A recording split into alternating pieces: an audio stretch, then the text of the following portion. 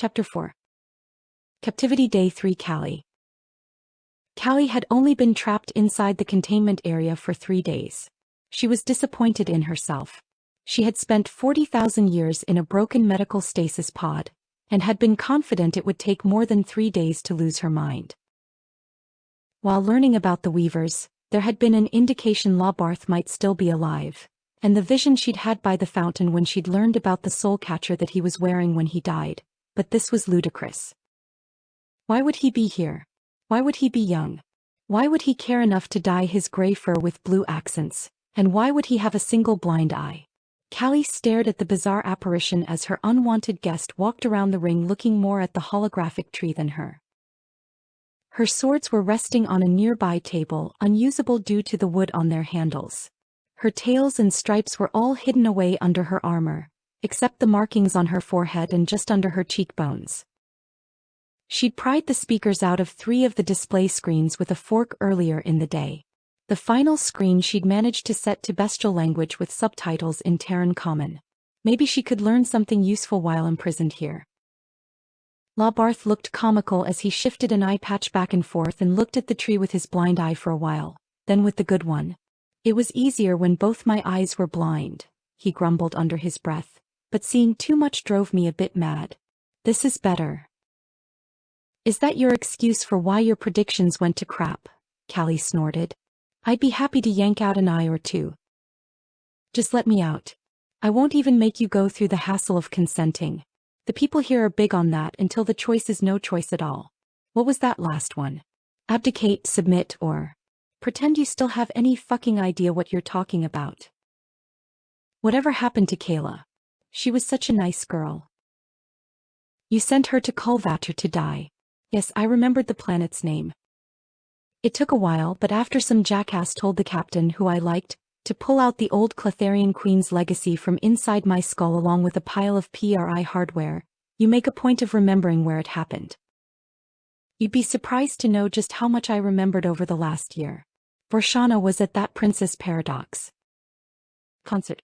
It's funny how clear you see when you watch your memories replaying in someone else's skull. You and your flunkies made sure I was sent to PRI so that I'd take down one of their major facilities, taking down around 15,000 of their operatives, just to make sure you could pull out the Queen's mark that you invited the old Queen to jam into my head at Farpoint when I was made. Even got dumb old Saul to pay for it with the expectation that I'd show up at Midguard to kill him. I failed to do that, by the way. You fucked up that prediction too. Your damn tree is useless and I'm the one that lit the match. What did you think was going to happen when I met my aunt, or should I say Raven One? Or have you been too busy screwing up predictions to foresee that? Too busy living up to Thalkar's nickname for you? What was it? Blink? I think you forgot to open your eyes. Would that make you that last watcher who forgot to see? Or was that Aisha when she didn't foresee you having the last male unperfected killed? Or who sent Lorik to only the powers know, and they're sure as fuck not telling anyone? You set me up to kill the Xenon. That I believe you did see. Was that an excuse to lock me in here? Because you can neither predict or control me. You're not as unpredictable as you think, Kivaza, Labarth growled. Really? Callie giggled. That would be more convincing if you called me by the right name. I'd like to know why you wanted me to kill all those Xenon, or did you think they could kill me? However, I will ask this. Within 4 months' time, 2 empires will fall and 1 will rise. Who is the great oracle? Callie spat as she said oracle. You should work on those math skills. Clotharia, the Black Church and the Lamentic High Court will fall. Thorn LaRue will rise, and you, my ignorant and arrogant Clotharian queen, will be imprisoned here for the rest of your life, unable to warn anyone or do anything to stop it. Really? Callie grinned. Let's talk again in 4 months and see where things stand. She sat down, propped her feet up on a stool and bit her tongue to keep herself from laughing. Her plans would be in motion long before that. Judging from the limbs of the very tree he used to make his predictions, she was well ahead of schedule, but time can be fickle. Her removal of Korbajani and Gowroon's exuberant desire to earn Callie's favor weren't part of Labarth's calculations any more than the continued existence of Vance, Corin, or Raven One were known to the newly young old Lupian. Can I ask you one last question? Callie said with a smile. Now that we're done posturing, which branch represents the Ixthilian brood mother you gave the Dareth over to when you abandoned De Dalrinia? Babbling about extinct prehistoric creatures won't impress me, child, Labarth scoffed.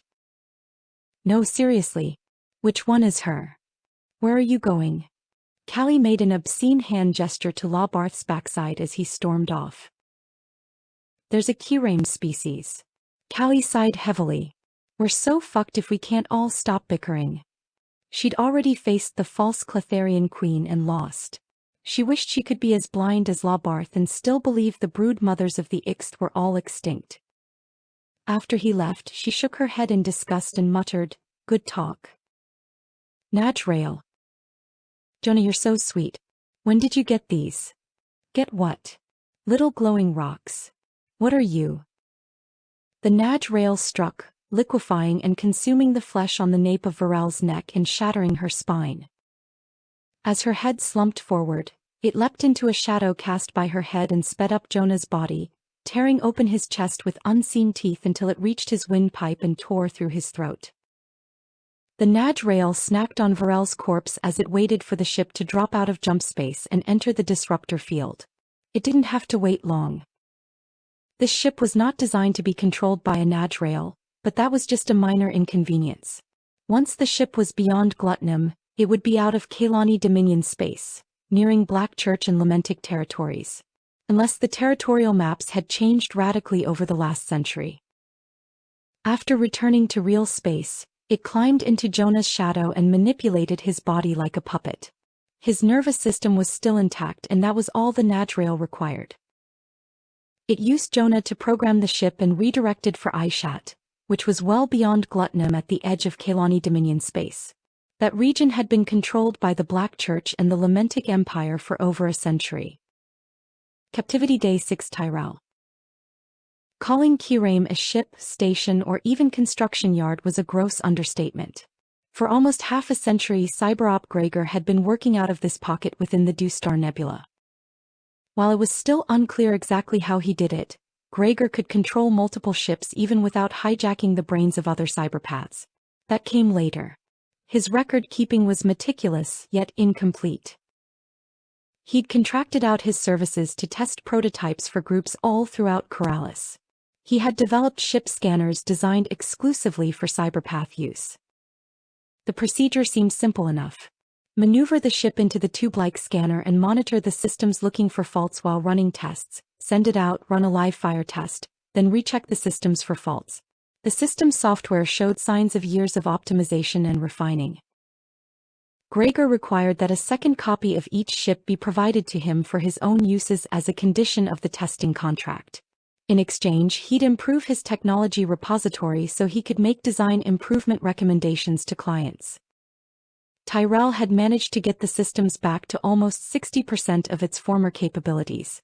Most of the work had been handled by autonomous repair systems, but ordering parts and materials was a constant chore. The drones had already stripped down most of what had remained of Gregor's prototype collection when they'd first arrived. If he was willing to reduce the overall mass of the array, Tyrell could return it to an estimated efficiency of 86%, but that would reduce the maximum ship size that the array could build. He doubted he'd ever have a need to build a capital ship or dreadnought, but he also doubted he'd be able to figure out how to restore the array if he downsized it. The material cost was a secondary concern. Callie had given him half of her remaining funds to shift into a secret account, but Tyrell was being conservative in its use. Lady Darkseid's account had been locked down later that same day, after the most recent deposits were reversed. She'd definitely pissed someone off. The people who had been funding her were kind enough to not completely empty the Lady Darkseid account. 12 Gal creds was plenty enough for most people to live off for some time. With the money in her Alliance Arms account, the ship management fund, and the new secret account, she still had more money than some factions. Tyrell really wished he had a clue what had led to all this mess. He hadn't heard a word from Syntholo or Callie for about 6 days. Jake and Tiki have taken off and the twins had their hands full with that thing in the main hangar. Shinji was tired of sticking around, but Tyrell wasn't done testing the project ship for the kid. Gowry had become a good student. After what happened on the Regicide one, she was terrified of being stranded in space. She had become nearly obsessed with learning how to repair ships and circumvent faulty systems. Captivity Day 7 Najrael. Alarms blared as the vessel traversed the space between the Chi and Seer systems en route toward Aishat. Using its corpse puppet, it swiftly jammed Varel's bag under the chair, and leapt into a shadow inside to protect the stones. Explosions rocked the ship, knocking it out of jump space as it passed into a minefield. It couldn't tell the condition of the ship, but the remains were drifting away. It was dark. The softly glowing blue stones were the only illumination. Where there are minefields, there are always salvage ships. The dark is patient, whether in the depths of space or slowly crossing the surface of a planet keeping pace with a star. Shadows always wait for their time. The Najrael waited. Shinji shuddered as the ship locked into place against the docking extension. Done already, Gowri said over the ship's internal communications relay. You both need more practice, Tyrell's voice said over the speaker. I've been out here for over 10 hours, Shinji complained. These controls don't make any sense. I just can't get a handle on it. Pedals for right and left thrust and these ball things built into the arms for vertical and horizontal rotation. I can't even find the firing control. Push in on both balls, Tyrell said irritably. Still, it hasn't changed since you started. I wish it would, Shinji scoffed. Why did you design it like this? It's garbage. Want to switch? Gowri balked as her carrier maneuvered around Shinji's docked ship in a tight circle. Not all species have the fine motor control Terrans have, Tyrell snarled. Karzan finger movements are less precise, so they need larger controls that are easier to use. They're also a lot bigger than I am, Shinji griped. Why can't you just fire up the ship printer and make me one for someone that isn't 8 feet tall? You're the one delivering it, Gowri cawed. Shinji winced at the sound of the avian woman's voice.